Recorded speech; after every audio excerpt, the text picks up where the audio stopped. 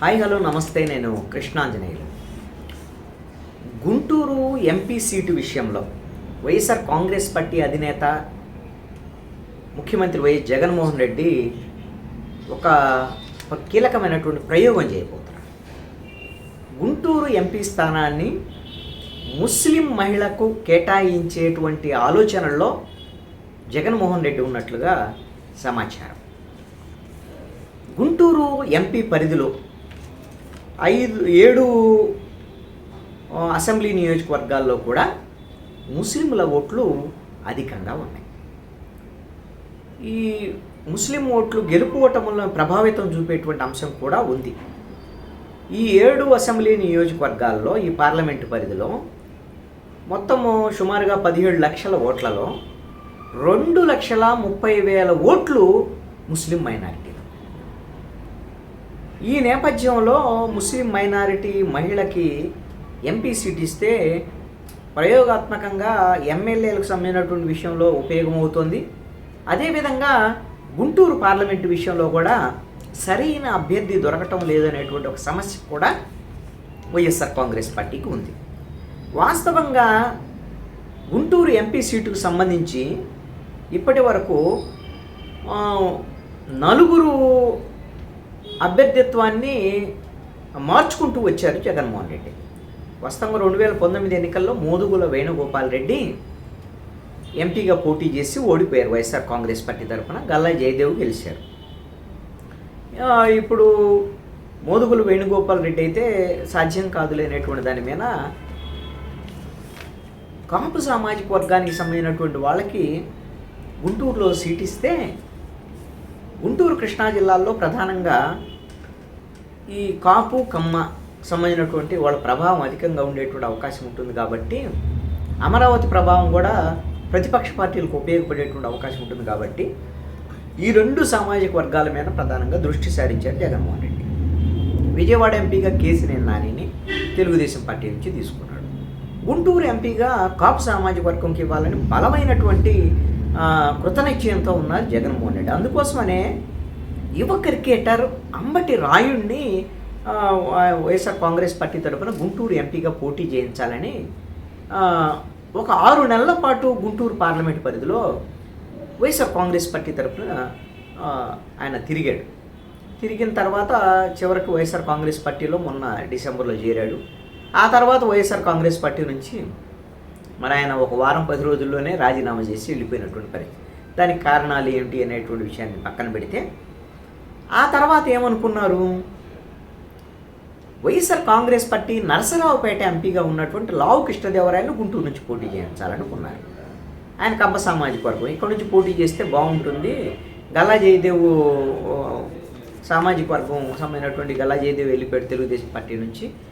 ఇప్పుడు పెమ్మసాని చంద్రశేఖరు కమ్మ సామాజిక వర్గం నుంచే ఒక ఎన్ఆర్ఐ పోటీ చేస్తున్నారు. ఈ నేపథ్యంలో లావు కృష్ణదేవరాయలు అయితే బాగుంటాడు అనేటువంటి దాని మీద ఆలోచించారు. అయితే లావు కృష్ణదేవరాయలు అందుకు అంగీకరించలేదు. నేను నరసరావుపేట నుంచి పోటీ చేస్తానంటే మరి వైఎస్ఆర్ కాంగ్రెస్ పార్టీ అందుకు అంగీకరించకపోవటం, దాంతో ఆయన పార్టీ వదిలిపెట్టి వెళ్ళినటువంటి విషయం తెలిసిందే. ఆ తర్వాత ఉమ్మారెడ్డి వెంకటేశ్వర్ల కుమారుడు ఉమ్మారెడ్డి వెంకటరమణ్ని ఇన్ఛార్జిగా ప్రకటించారు. ఆయన కొద్ది రోజులు పోస్టర్ల మీద కనపడ్డాడు. మళ్ళీ ఆయన కూడా దాదాపుగా పెట్టేబడి చదువుకొని వెళ్ళిపోయిన తర్వాత ఉమ్మారెడ్డి వెంకటేశ్వర్ల అల్లుడు పొన్నూరు ఎమ్మెల్యే అయినటువంటి కిలా రోసేని ఇప్పుడు ఎంపీ గుంటూరు పార్లమెంట్ పరిధిలో ఇన్ఛార్జిగా ప్రకటించారు. ఇప్పుడు తీరా కొత్త పేరు తెర మీదకు వచ్చింది.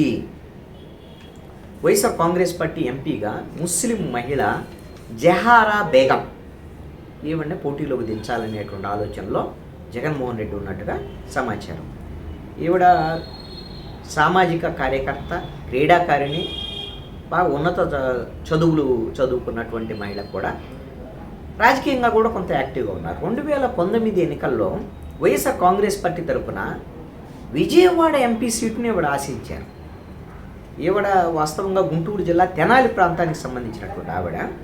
వీళ్ళకి గుంటూరు, విజయవాడ, హైదరాబాదు ఈ ప్రాంతాల్లో ఈవిడ అనేకమైనటువంటి సామాజిక సేవా కార్యక్రమాలు, ఒక సేవా సంస్థను స్థాపించి ఆవిడ చేస్తున్నారు.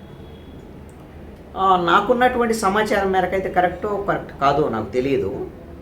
ఈ జహారా బేగం భర్త కమ్మ సామాజిక వర్గానికి సంబంధించినటువంటి వ్యక్తి అనేటువంటిది ఒక సమాచారం. ఇది సబ్జెక్ట్ టు కరెక్షన్, నాకు తెలియదు.